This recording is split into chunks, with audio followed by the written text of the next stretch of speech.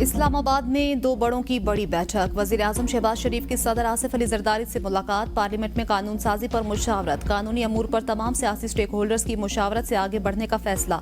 मुल्क की मजमूई सियासी, माशी और सिक्योरिटी सूरत हाल पर गुफ्तगू। PTI से मुज़ाकरात पर भी तबादला ख्याल। एलामिया के मुताबिक सदर मुमलिकत ने वजीर आजम को मुल्क की तरक्की और इस्तेहकाम के लिए ताउन की यकीन दहानी करवाई। मुलाकात में नायब वजीर आजम इसाक डार और वजीर दाखिला मोहसिन नकवी, गवर्नर खैबर पख्तूनख्वा फैसल करीम कुंडी, परवेज अशरफ और नवीद कमर भी मौजूद थे। वजीर आजम का सदर आसिफ अली जरदारी की सेहत के लिए नेक ख्वाहिशात का इजहार। मुल्क की तरक्की के लिए मिलकर आगे बढ़ने के आज़म का यादा।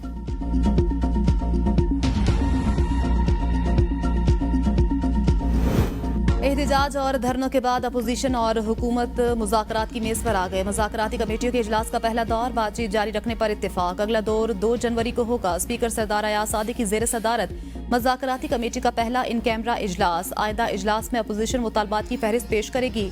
एलामिया जारी। इजलास में राजा परवेज अशरफ, इसाक डार, राना सनाउल्लाह, नवीद कमर, अलीम खान, सेनेटर इरफान सिद्दीकी और फारूक सत्तार की शिरकत। अपोजिशन की तरफ से असद कैसर, साहबजादा हामिद रजा और अलामा राजा नासिर अब्बास भी शरीक हुए।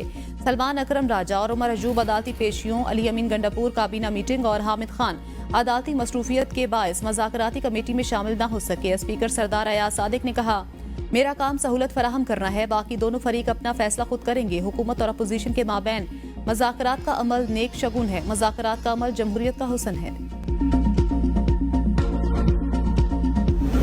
वज़ीर आज़म शहबाज शरीफ को PTI के साथ मुज़ाकरात में मुस्बत पेशरफ्त की उम्मीद। हुकूमती मुज़ाकराती कमेटी में एजाजुल हक और खालिद मक्सी को शामिल कर दिया। शहबाज शरीफ ने कहा, मुल्क के वसी तर मफाद के लिए मुज़ाकरात में मुस्बत पेशरफ्त होगी। मुल्की मफाद सबसे मुकद्दम, कौमी सलामती को मलहूज़ खातिर रखा जाए। हुकूमत ने बानी PTI से मुलाकात कराने का मुतालबा मंजूर कर लिया। अपोजिशन की मुज़ाकराती कमेटी के रुकन असद कैसर कहते हैं, हमने बानी PTI की रिहाई और सीनियर जजेस पर मुश्तमिल कमीशन बनाने का मुतालबा किया है। जो इब्तिदाई मुलाकात थी, 2 जनवरी को चार्टर ऑफ डिमांड पेश करेंगे। सुन्नी इत्तेहाद कौंसिल के सरबराह हामिद रजा ने कहा, एजेंडे से पीछे नहीं हटेंगे। बानी PTI को हर मामले पर एतमाद में लिया जाएगा। हम कोई रिलीफ नहीं मांग रहे, बल्कि फैक्ट फाइंडिंग चाहते हैं। मुज़ाकरात के हवाले से हुकूमत की संजीदगी नजर आई। मुज़ाकरात के दौरान अरकान मुतनाज़ बयानात से गुरेज करेंगे। 2 जनवरी के बाद रोजाना की बुनियाद पर मीटिंग होगी।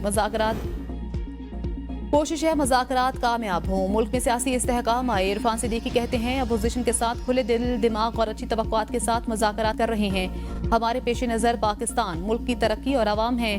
खालिद मकबूल सिद्दीकी ने कहा, मुज़ाकरात बहुत पहले हो जाने चाहिए थे। मुज़ाकरात और मुकालमे के अलावा जमहूरियत और सियासत में दूसरी कोई गुंजाइश नहीं। हुकूमत जैसी भी है, मुज़ाकरात उनसे ही करने हैं, देखिए क्या होता है। हमारा मुतालबा है PTI के तमाम असीरान को रिहा 9 मई पर जुडिशल कमीशन बनाया जाए। उस वक्त तक इस्तेहकाम नहीं आएगा जब तक मुल्क में इंसाफ नहीं होगा। पेशावर में मीडिया से गुफ्तगू करते हुए अपोजिशन लीडर उमर अजूब ने कहा, अली अमीन गंडापुर मामलात अच्छे तरीके से संभाल रहे हैं। हटाने की बात बेबुनियाद है। पार्टी में किसी किस्म की इख्तिलाफात नहीं। 5 दिसंबर को बानी PTI से मुलाकात हुई थी। 5 दिसंबर को ही मुज़ाकराती कमेटी तश्कील दी गई थी। कमेटी तश्कील देने के बाद से अब तक बानी PTI से मुलाकात नहीं हुई। पेशावर हाईकोर्ट ने उमर अजूब की 1 माह की राहदारी जमानत मंजूर कर ली। उमर अजूब को दर्ज मुकदमात में गिरफ्तार न करने का हुक्म।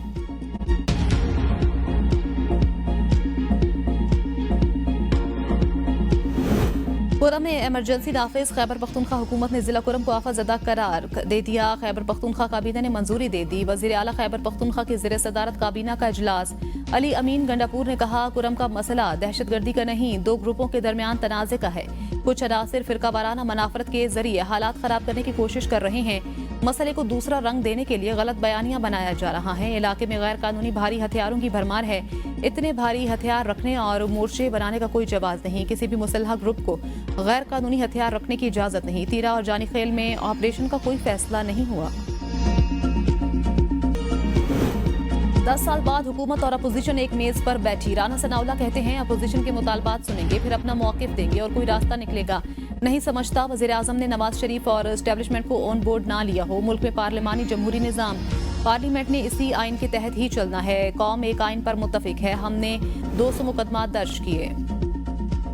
सियासी मुखालफत की वजह से मुझे किरदार कशी का सामना करना पड़ा। कोई आपको गाली देना और किसी की पगड़ियां उछालना सिखाए तो वो आपका हमदर्द नहीं। वज़ीर आला पंजाब मरियम नवाज का होनहार स्कॉलरशिप प्रोग्राम के दूसरे फेज की इफ्तिताही तकरीब से खिताब। कहा, मैं इतनी मजबूत हो गई हूँ कि नारा लगाओ, गाली दो, मुझे कोई फर्क नहीं पड़ता। अपने बच्चे आराम से बैठे हुए हैं और दूसरों के बच्चे जेलों में रुल रहे हैं। मैंने जेलें बर्दाश्त की, कोर्ट्स में धक्के खाए, स्कॉलरशिप का फैसला पिछली हुकूमत क्यों नहीं किया?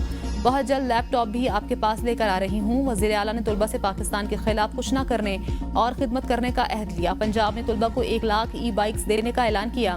तलबा के लिए इंटरनेशनल स्कॉलरशिप के लिए इकदाम का भी ऐलान। कहा, होनहार स्कॉलरशिप सालाना 30,000 से बढ़ाकर 50,000 कर दी जाएगी। पीपल्स पार्टी और मुस्लिम लीग नून में पावर शेयरिंग मुआहदा हुआ। अभी तक तहरीरी मुआहदे पर अमल नहीं हो रहा। गवर्नर पंजाब सलीम हैदर कहते हैं, पीपल्स पार्टी इत्तेहादी हुकूमत को चलाना चाहती है। सिस्टम गैर मुस्तहकम हुआ तो ज्यादा नुकसान मुस्लिम लीग नून का होगा। IT सेक्टर से ज़र मुबादला नौजवान ला रहे हैं। पीपल्स पार्टी का मुतालबा है इंटरनेट की रफ्तार को तेज किया जाए।